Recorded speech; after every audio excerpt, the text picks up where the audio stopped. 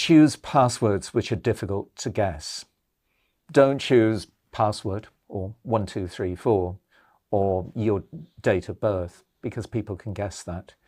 Never give your card to someone else, because they could go off and use it when you can't see it.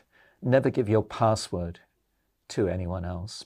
Don't be tempted to fall for get-rich-quick schemes. Very often, that's the fastest way of losing your money. If it seems too good to be true, it almost certainly is too good to be true. So be safe with your money as well. There are stories about people who say that they have made a lot of money through cryptocurrencies and those sorts of instruments. Many people have lost a huge amount of money.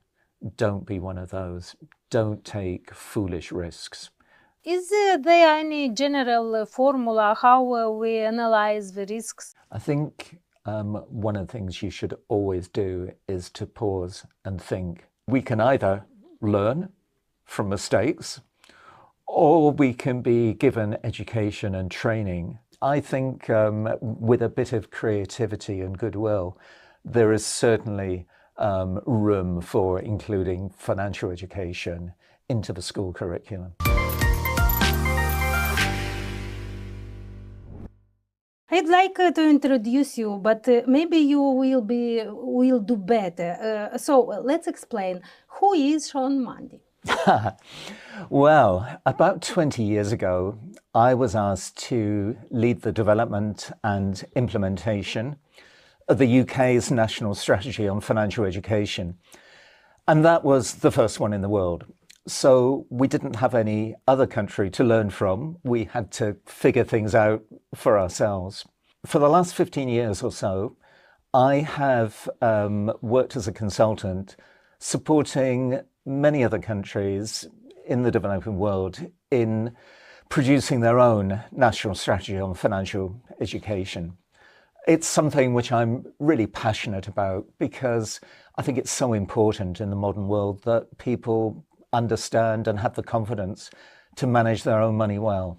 Great Britain is the first country in the world to implement a financial education strategy. You worked on it. Now Moldova is preparing for something like that, and you will advise Moldova in this process, right? This strategy is a project made by National Bank of Moldova with support from USAID. Why did you agree to participate in this project? I think that it's so important that people understand, have the confidence to manage their money. And it's something which I personally feel very passionate about. So I was really pleased to have the opportunity to come to work here, as I've worked in some other countries. It gives me an opportunity to share some of the learning which I've made over the past years. And I hope to help Moldova to develop a really useful, really productive financial education strategy for itself. I think the principles are the same in every country. That's something that I've learned. The particular approach that you take needs to be specific to the country. So there's no template. But I think that I can help Moldova to draw lessons from what's worked well elsewhere and what hasn't worked so well. And I hope that this can help to ensure that you have a strategy which is really effective and one that will last for years to come. I like to take this example, UK, and talk about how it all worked. How it worked in the UK? Yeah.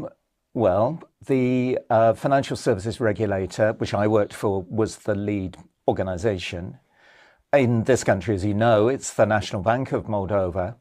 And most typically in countries, it's the National Bank which takes the lead.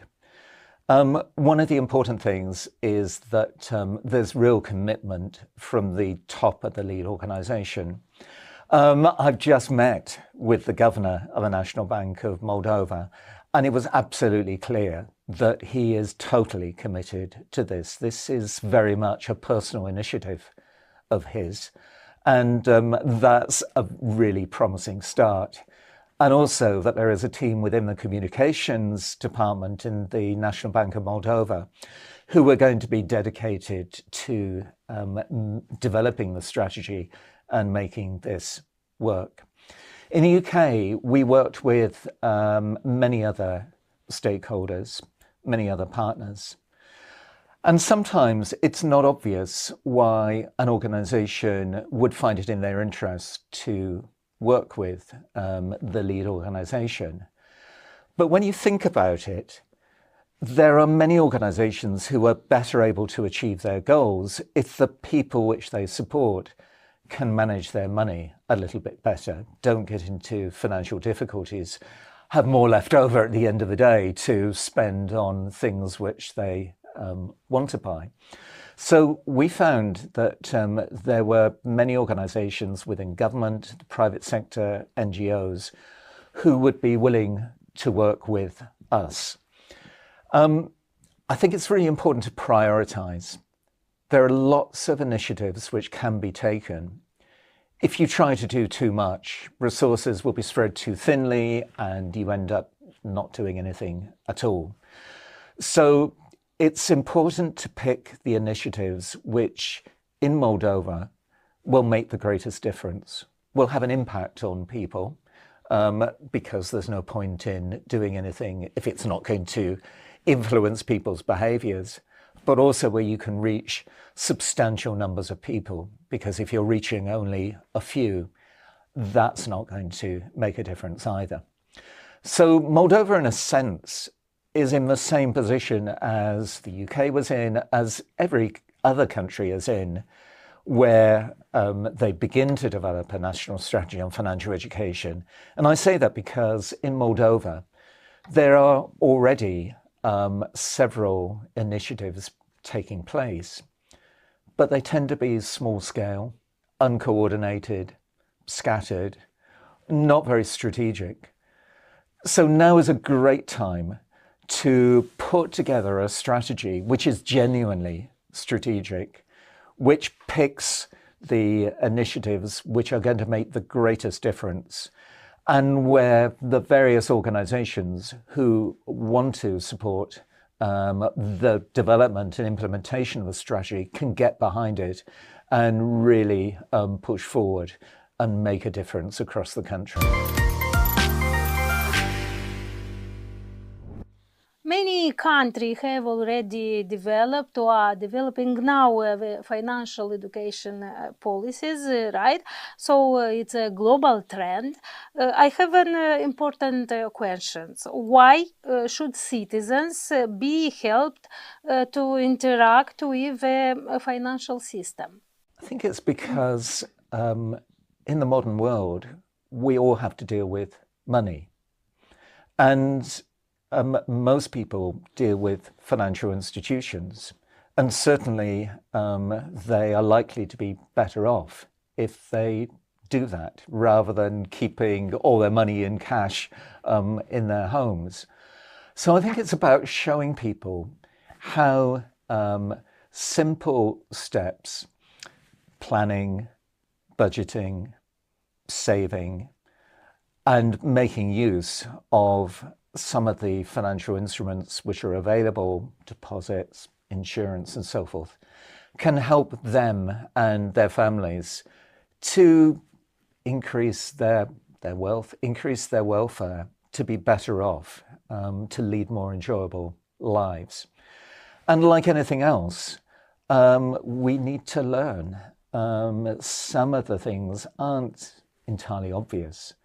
So it's helping people to help themselves. And that really is what a financial education strategy is about.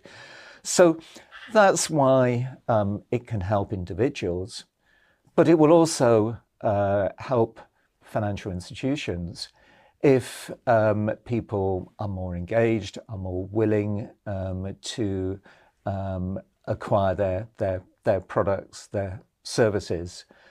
And it helps government to achieve a number of its own goals. So I think this is a real win-win-win. Everyone stands to benefit. If we are talking about young people, there are some recommendations. For example, it is good to start as earlier as possible from school. It is better to be compulsory school courses, not optional. What do you think about this? Well, interesting you quote those. These are OECD recommendations.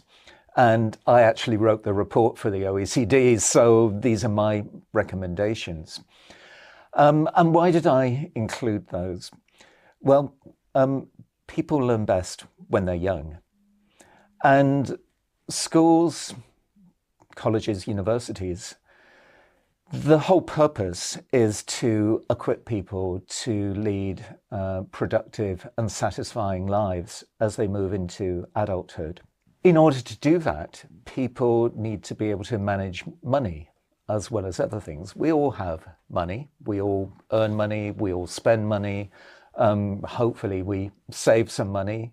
We need to prepare for retirement and so forth. So by giving children some of the building blocks, you help to prepare them for later life. And I think you're also can give them good habits. If children start saving when they're young, they will probably continue to do that throughout their lives. And just my personal experience, if I was given money for birthdays when I was a child, my parents encouraged me to save some of it.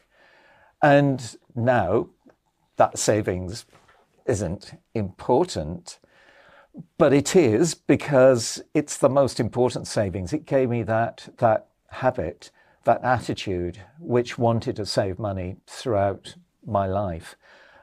So I think for all those reasons, starting at school when you can reach everyone in a generation, which you can never do in the future, is really important. And it's not a case of trying to put a new subject into the curriculum. That's not practical.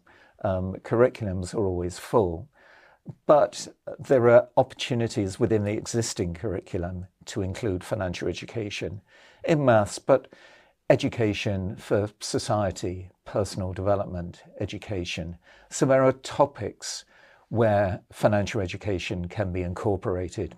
And I would strongly encourage this to be done in compulsory subjects. Because if it's an optional subject, then some children won't receive any financial education. Some will receive only bits of financial education. So I think this is one of the key things which children need to learn about as they go through school, and it should be in the compulsory curriculum. We have various forms of education, including media education, legal education, health education, human rights education, etc. All should probably be included in the curriculum. What is special about financial education? I think, first of all, everyone needs to receive it, because everyone is going to encounter money, often from an early age.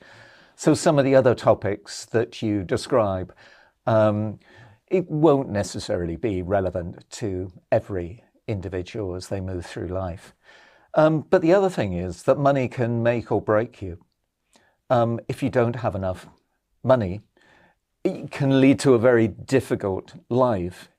If you are not aware of the risk of fraud, for example, you can lose all of your money. And that can have a devastating effect on your life.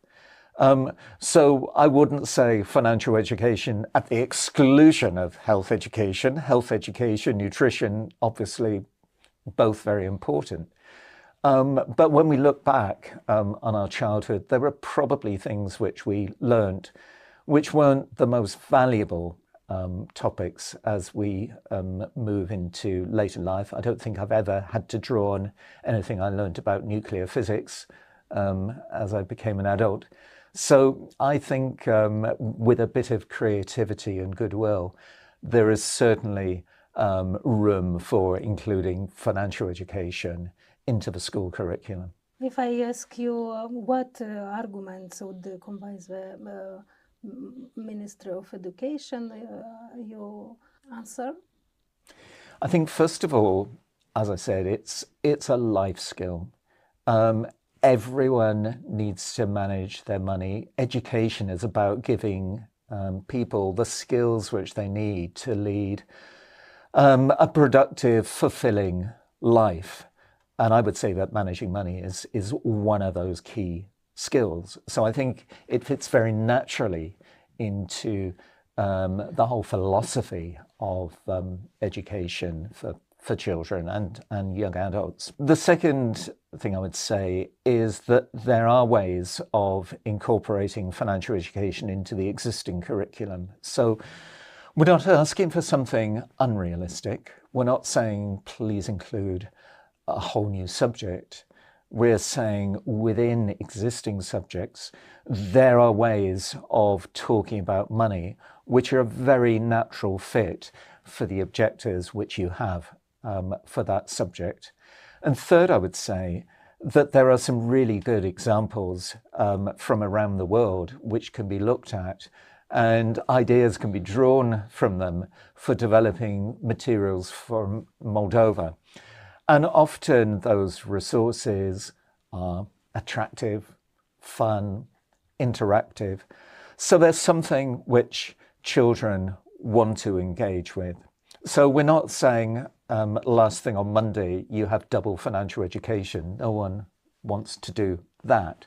But there are ways of including it within the school timetable in a way which is both useful, but also fun and engaging. And then finally, children who've received financial education can sometimes help their parents or others, their friends, to manage their family finances. And we know from a recent survey that was done that many people take their learning about money from friends and family. So if they're going to do that, much better that the friends and family have received some good advice rather than maybe they're instilling bad habits into other people.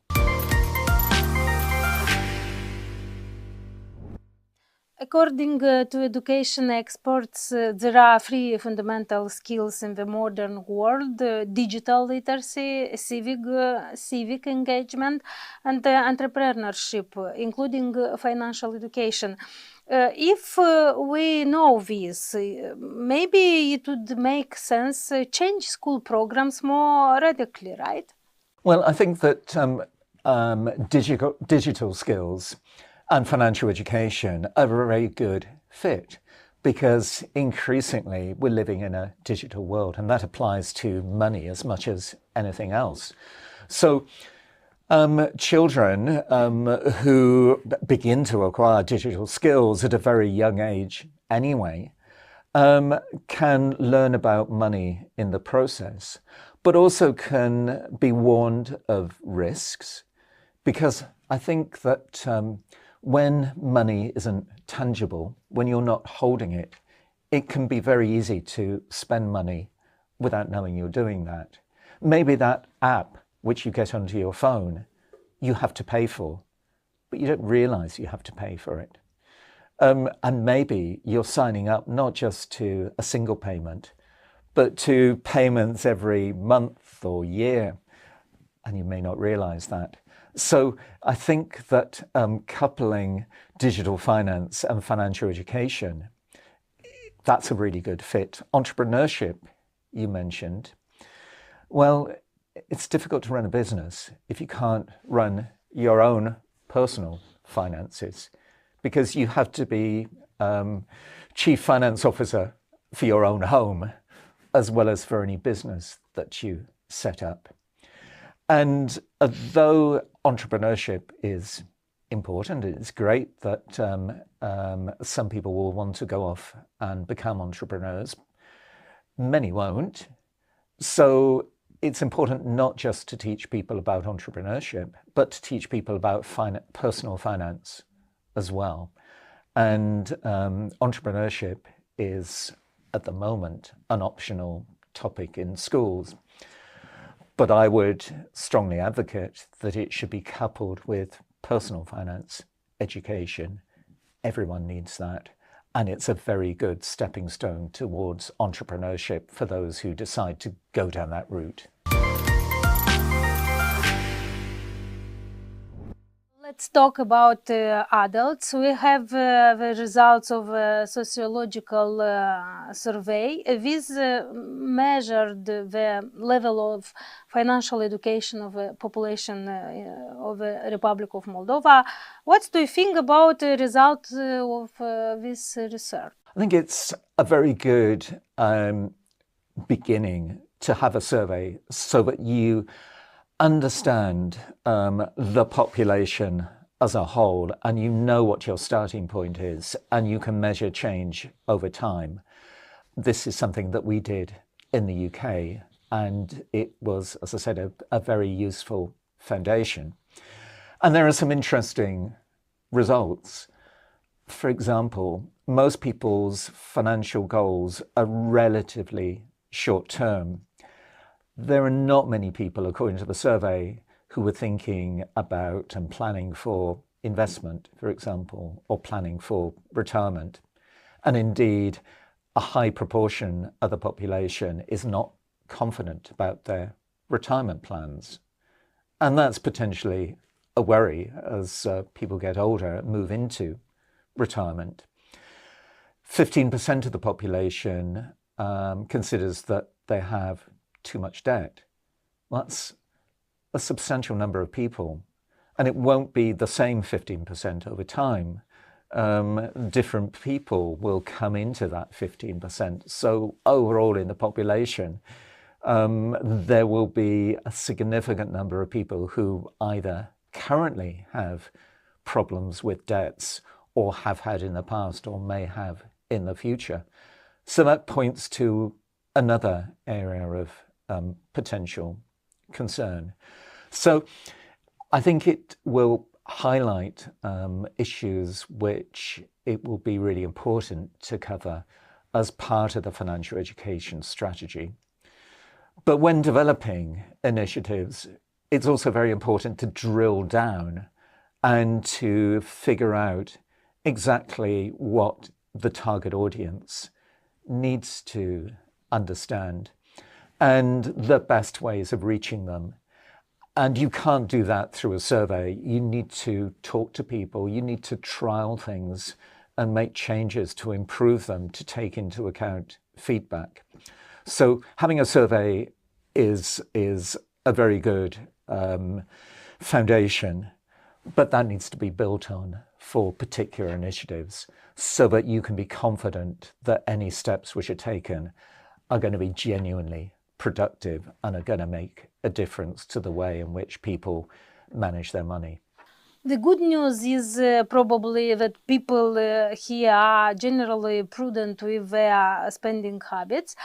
They generally avoid excessive debts, pay their bills on time. 30% manage to have money left over at the end of the month. How can we use these advantages in our campaign? Yes, many people probably do manage their money reasonably well, but most of us can make improvements. For many of us, there are things which we could do to make our lives more comfortable or to have more effective financial plans for the future. And to turn your figures around, 15% of people said that they can't manage their debts, they have too much debt.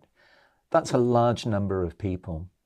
And it won't be that same set of individuals over time. There will be others who've had problems before and others who will have problems in the future.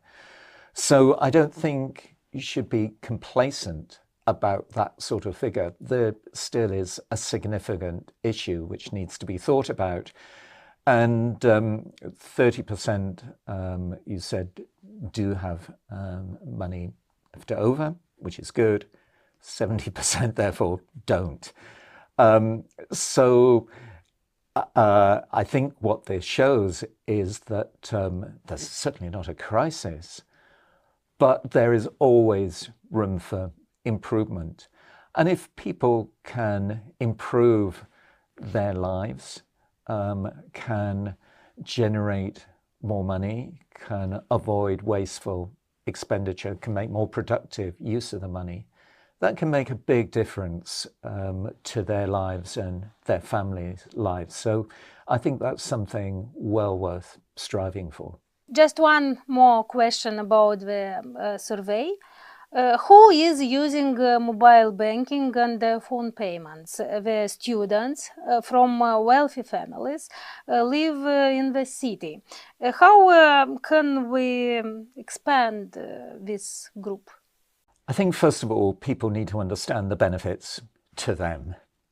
They're not going to get involved in what for them would be new types of products, new channels, unless they can see that it would really be in their interest to do that. So that needs to be explained. And for some, it will be in their interest. For some, probably it won't. And that's fine. They need to understand the technicalities of how to do this. We all know that young people tend to be more familiar with new technology than older people. Often they're braver in using it, whereas older people might be more worried about making a mistake. So people need to understand simply how to use it. And third, they need confidence that it will be safe for them to use, that they won't lose money through fraud or simply through making careless mistakes. So that confidence needs to be built in. It needs to be genuine. I think those are the three steps which need to be taken. So, in conclusion, which target groups should we consider when developing the strategy? Certainly children.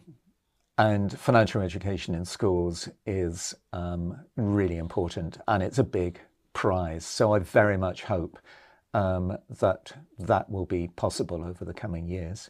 Young people, because young people, even if they have learned financial education in schools, are beginning to manage their own money for the first time. And so whenever you're doing something for the first time, reinforcement, dealing with problems, addressing problems which arise can be very valuable. I think within the rest of society, within the adult population, it's important to look to see what's realistic, what's practicable. So there's no template. It's impossible to reach everyone. What I think needs to happen over the coming weeks as the strategy is developed is really intensive discussions with other potential partners to see what the opportunities are, to see what their willingness is to help to deliver financial education to people that they are looking already to support. What existing channels can be used? Where can financial education be added to what's taking place already? So, for example, for farmers, there are training schemes. Can financial education be added to that? Because if farmers manage their own money better, they are going to have more savings, which they can invest in their business. So they'll become more productive. So the Ministry of Agriculture, for example, will be better able to achieve its goals. What about the Ministry of Health? Possibly. If people are worried about money, they are liable to become ill. They're going to not be able to buy the medicines which they might need. Are there some initiatives which they could take which would support this? How about delivering user-friendly presentations in workplaces, employers already provide benefits to their staff. Well, giving them some basic information and tools to help them manage their money would be a benefit. But also from the employer's point of view, if someone is worried about money, they can be distracted at work and not do their job to their full capacity. They may even become ill with stress-related illness, so they're off sick. So there could be possibilities for employers to facilitate the provision of simple financial education to their staff. So I think it's being quite creative, having discussions with potential partners and then forming a judgment about which of the possibilities look the most promising and really putting every effort into making those possibilities a reality. And possibly in time, once that's been done, revisiting some of the other possibilities to see whether after the passage of time, then some of those can be initiated as well. It has been several years since people are exposed to various crises, pandemics, wars, economic crisis, energy shortages, rising food prices. My question is, how did you feel when you saw this crisis, and has financial education become even more important? I think it has, for the very reasons that you've given. That these crises have all put pressure on family budgets for the reasons that you've given. So when there are pressures on the family finances, it becomes all the more important that they're managed well so that the most productive use can be made of the money which is available to you. So if possible, you can perhaps earn more, you can spend wisely, you can plan so that you can take into account future commitments so you don't get nasty surprises. And when money is tight, that becomes even more important.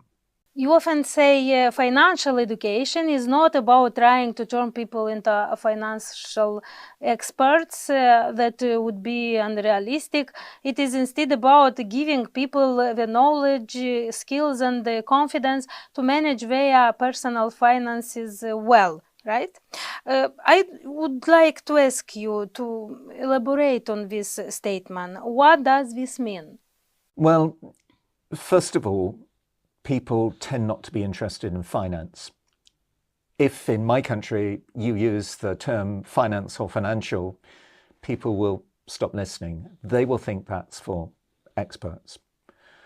You're not attempting to turn people into professionals, into experts, the same as if you give people health education. You're not making them doctors or nurses, but you're giving them some basic skills so that they can look after themselves, if you like. They can take the steps which they need to take in order to make the best use of the money which they've got. So I think that's a realistic ambition. And I talk about knowledge and skills and confidence, because if people don't have confidence, they're not going to make use of the knowledge and skills. So it's about attitudes as well as just what you know. So I think it's that blend which is important, and I think it's realistic to be able to achieve that. And going back to what I was saying about finance, I would encourage people to use terms which are more user-friendly, which people can recognize and hopefully will respond to.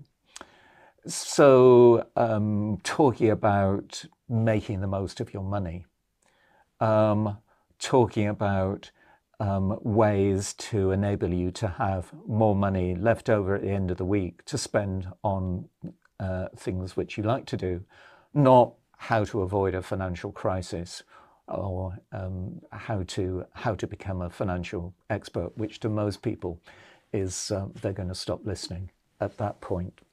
If a country gets serious about financial education, will it have a more stable economy? I certainly think it will, and it will have a more successful economy. And the reason is that if people manage their own money better, they will have more resources, they will become more productive. And when you add that up across the country, it means that the country is becoming more productive, more economically sustainable. So these are steps which benefit people at the individual level, but they also benefit the country as a whole and society right across the board. So what would be the answer to questions? Why do we have to insist on having a financially educated population? I think it's because money is important to all of us, whether we have very little or whether people are fortunate enough to be wealthy. That money still has to be used as effectively as possible. And people need to understand how to do that and need to have the confidence to be able to take the steps which is in their interest to do. And like any other topic, we can either learn from mistakes or we can be given education and training which helps us avoid mistakes and gives people opportunities as well as avoiding risks. So I think that money is so fundamental to our society that it's worth investing time and resource into helping people to use that as wisely as possible and as productively as possible. We have a blitz interview in this podcast. We typically provide practical advice in this section. What practical advice would you have for young people, for example? I think I would say make plans so that you think into the future about what you want to use money for and you plan to be able to do that. Save some of your money. You never know what you're going to be facing in the future. And if you start saving when you're young, this will be a habit which will continue throughout your life. And be careful. Think before you spend money. Think before you consider some of the unrealistic offers which are sometimes given to you. If it seems too good to be true, it almost certainly is too good to be true. So be safe with your money as well. How about adults? What advice do you have for adults? Well, I think it's very much the same, but as you move into adulthood, you have to think about different things, maybe mortgages, planning for your retirement, and you can never do that too early. When you're in your 20s, you may think that retirement is so far off that it doesn't need to be considered. But the sooner you start to plan for that and as soon as you start to make some savings, the better place you will be when you move into retirement. So the same as for children, but some additional things to think about as well. And aged people? I think, again, use your money wisely and understand risks and don't be tempted to fall for get-rich-quick schemes because very often that's the fastest way of losing your money. Technology is developing rapidly, but also the risk of online fraud. How do we protect ourselves? I think one of the things you should always do is to pause and think. Don't rush into things. Understand some of the most common frauds. There are websites which give information about some of the common frauds. Don't fall for them. Understand how, for example, a cash machine works so that you are likely to notice if something is different and then don't use it. Choose passwords which are difficult to guess. Don't choose password or 1234 or your date of birth because people can guess that. Never give your card to someone else because they could go off and use it when you can't see it. Never give your password to anyone else.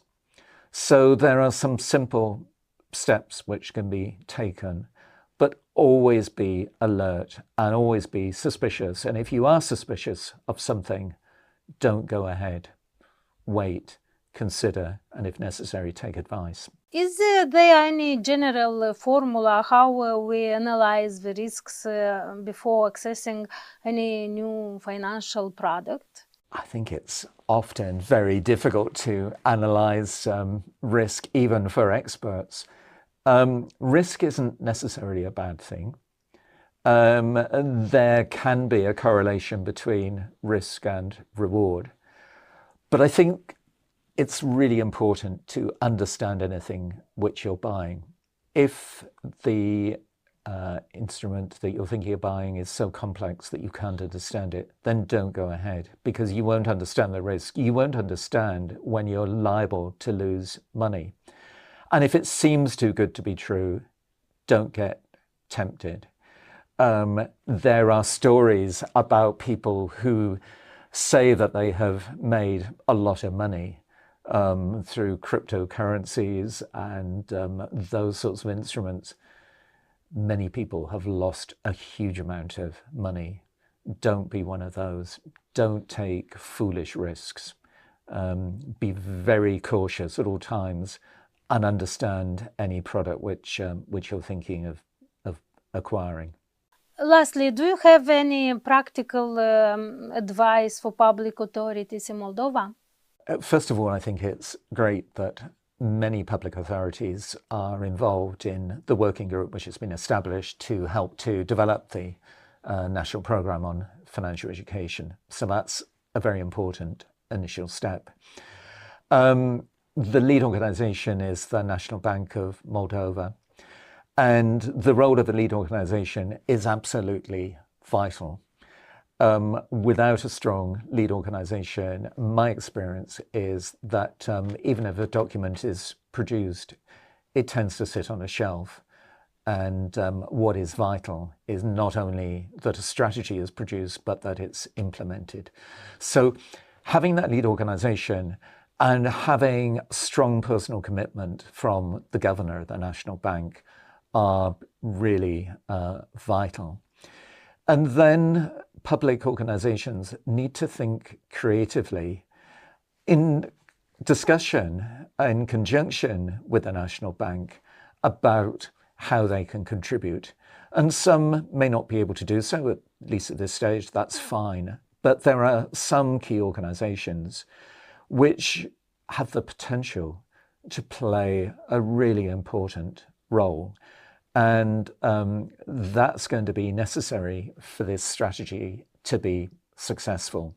So I hope that the conversations which will be taking place over the coming months are productive and that the public authorities which are involved really consider carefully and creatively what role they can provide in order to make a success of the whole national programme on financial education.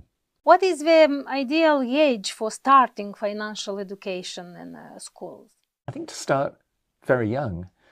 It's surprising how young children are when they first become conscious of money. And I think one of the difficulties where so many payments are digital and by card is that it's harder for children to get a concept of money. For example, I've heard mothers say that they say to their children they don't have enough money to buy something, and the child says, "We'll go to the cash machine and take some out." Because for a child, it's a never-ending source of money. It's difficult to realize that money is finite. There's only a certain amount, and that needs to be budgeted for carefully. So I think if you can start young, that's ideal. You can help to develop, to get children to understand some basic concepts and to develop responsible attitudes.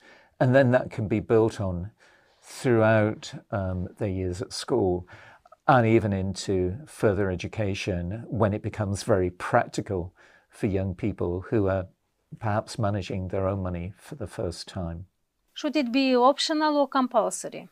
I would strongly recommend it should be compulsory financial education in schools, because every child needs to have the knowledge, the skills, the confidence to manage their money, not just as children, but more importantly, as they move into adulthood.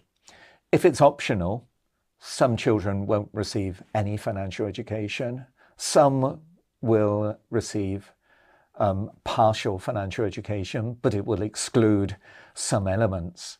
So in countries which I'm familiar with, this has worked most effectively where it's compulsory, where it starts at a young age, where financial education is in the curriculum. So, for example, it's tested as children progress, where there are good resources and attractive resources which children want to make use of, and where teachers receive training. So they're equipped to teach financial education successfully.